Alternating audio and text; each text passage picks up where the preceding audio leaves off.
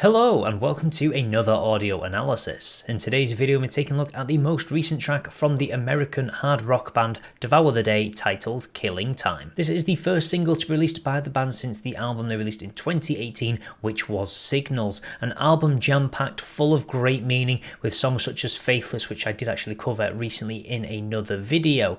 And despite the fact the band haven't released anything for 4 years, they have been quite busy. But members Blake Allison and Joey Chicago actually reunited with John Falls to return to their previous band in the form of Egypt Central, and they've released an EP titled Burn With You, and they've got a whole host of other tracks lined up throughout the course of this year. But it's still great to see that the band are continuing to work on Devour the Day. They've released some great albums in the time that Egypt Central wasn't running, and this new track I'm really excited to finally get to hear. They've been teasing it for quite a while, as well as hopefully some other music that will be coming throughout the course of the year. So will this track prove to be time wasted or time well spent? Let's take a look at exactly how it sounds.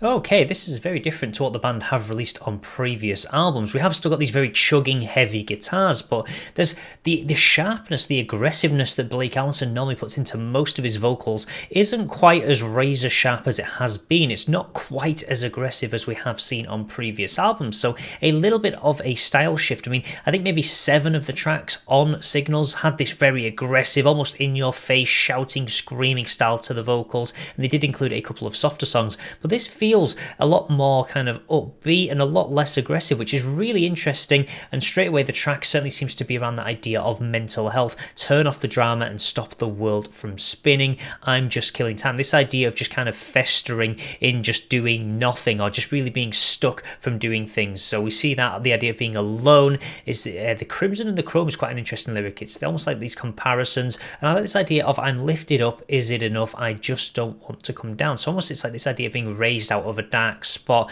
the flame that strikes the vow. So straight away we're not getting too many meanings that are really being brought in through this first verse, but certainly an interesting mix of styles that we have got, with almost like these slightly more R&B elements mixed in with these kind of chugging guitars.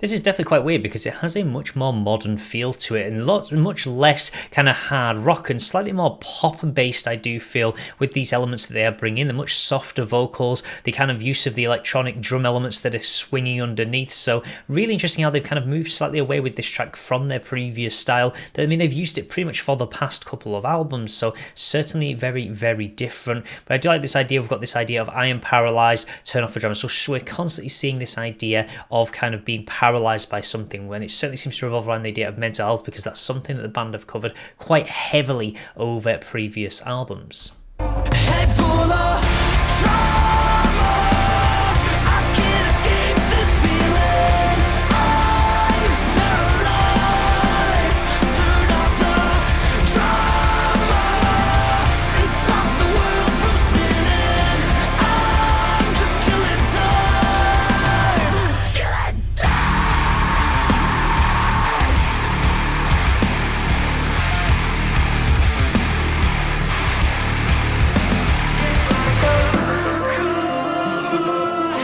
Well, the band certainly had to make a complete liar out of me. I say they're taking a much more passive stance, much less aggressive, and then they just drop that straight into the track. That was certainly very unexpected, given the fact that it is a much lighter track than what we're used to seeing. So it's almost like they're kind of switching it to a lighter perspective, and then all of a sudden just dropping in this heavy kind of chugging guitar, really bringing it in, but kind of amplifying it by 10. So really putting a lot of emphasis on that idea, kind of a bit more aggressive. We are seeing the sparks of aggression that we are used to seeing from the band, but interesting how it kind of switches into this point of high aggression and then sort of lullabies itself back down into something so much softer.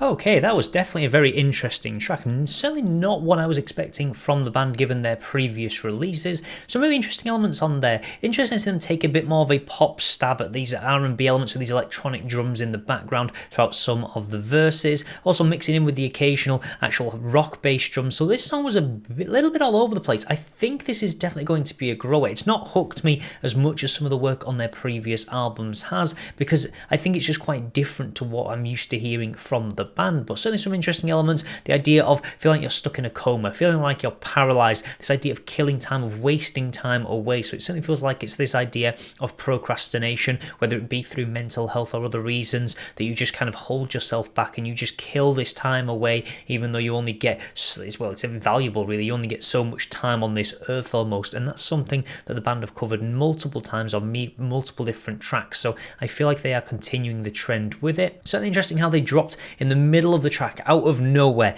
this really heavy just scream effectively that they really just brought in from these lighter elements. The comparison was really noticeable at that point, so it's almost like they've thrown a drop into their track, which they occasionally do, but often it's not as noticeable because they are naturally a hard rock band. So there's the contrast between the two elements isn't usually that sharp. It's like jumping straight off of a cliff. So really interesting, but I definitely think this is going to have to be one that I'm going to have to listen to a few times. It hasn't certainly grabbed me quite the way I was expecting it to, given just how much I've loved some of the band's previous works, but certainly great to see them actually returning to music and trying something a little bit different as well. So it'll be interesting to see if they do release any more music, how that does sound, whether it continues this trend or whether it does go back to something slightly more common from the band with like these very heavy rock elements that we did see on Signals. So that will be everything for today's video, but please do let me know your thoughts about this track. And if you've never heard of these guys before, I would highly recommend checking out some of their previous albums. Certainly Signals and Saw, which was an acronym for Suffer, Overcome and Recover.